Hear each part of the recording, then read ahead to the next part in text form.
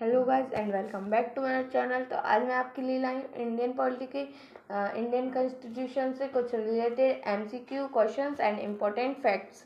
तो चलिए स्टार्ट करते हैं आज की क्विज। तो देखिए हमारा फर्स्ट क्वेश्चन है, भारतीय संविधान की कौन सी विशेष व्यवस्था इंग्लैंड से ली गई है। तो चलिए हम इसके ऑप्शंस देखते हैं।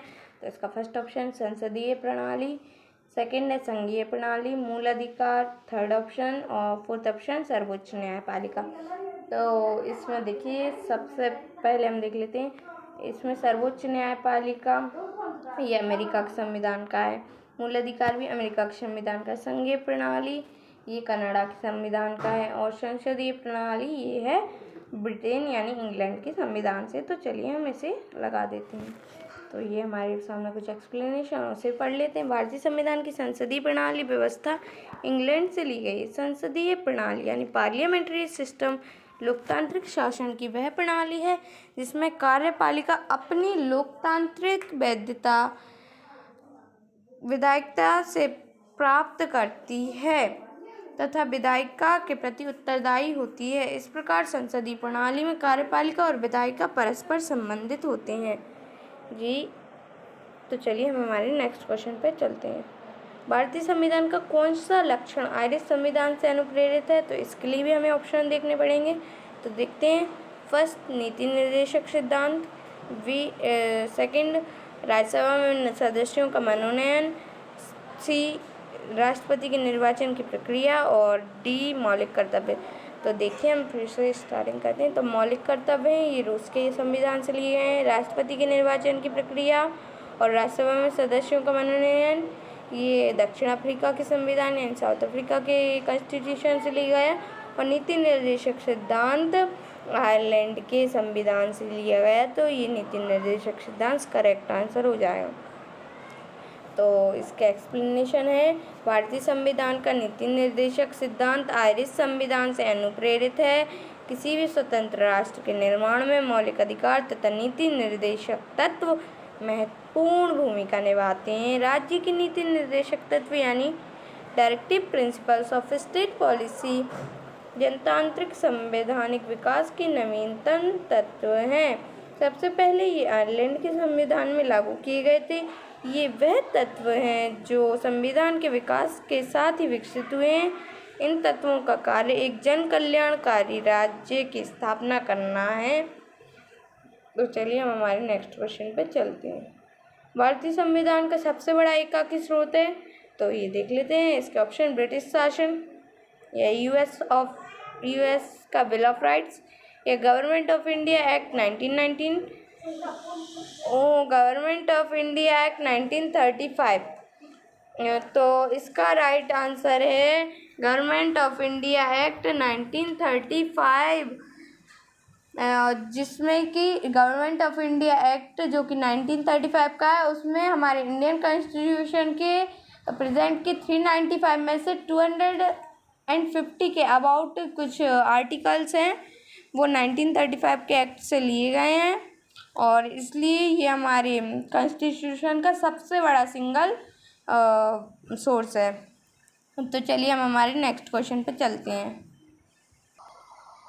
तो हमारा नेक्स्ट क्वेश्चन है, भारत की किस देश की संघीय व्यवस्था से अधिक समानता रखती है। भारत की संघीय व्यवस्था किस देश की संघीय व्यवस्था से अधिक समानता रखती है, क्वेश्चन ऐसा हो।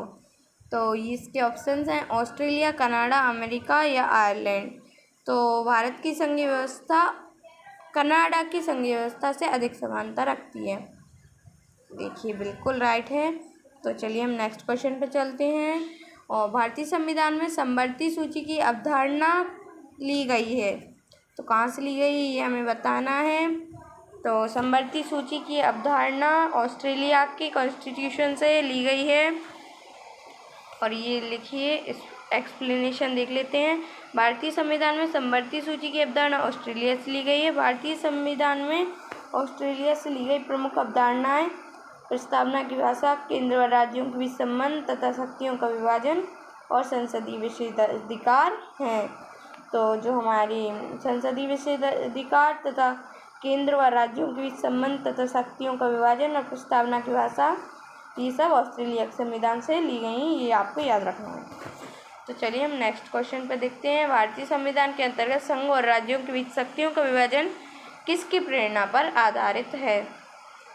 तो भारतीय संविधान के अंतर्गत संघ और राज्यों के बीच शक्तियों का विभाजन, अभी हमने पढ़ा कि हमारी संघीय व्यवस्था किससे ज़्यादा रिलेटेड है, तो ये वही क्वेश्चन है, बस थोड़ा घुमा दिया गया है। तो इसके लिए होगा आंसर हमारा कनाडा।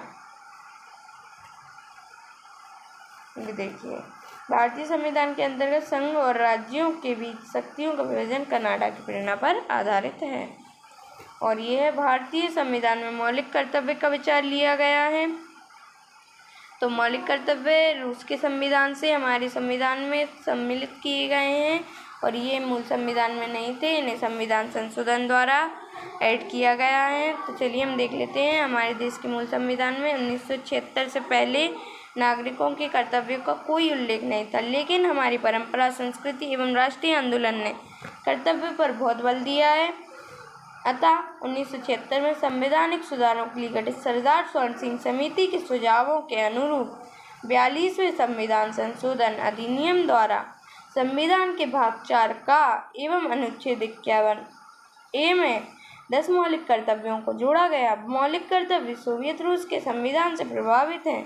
इसमें पहले 10 कर्तव्य जोड़े गए, परंतु वर्ष 2002 में 86वें संविधान संशोधन अधिनियम द्वारा एक और मौलिक कर्तव्य को जोड़ा गया।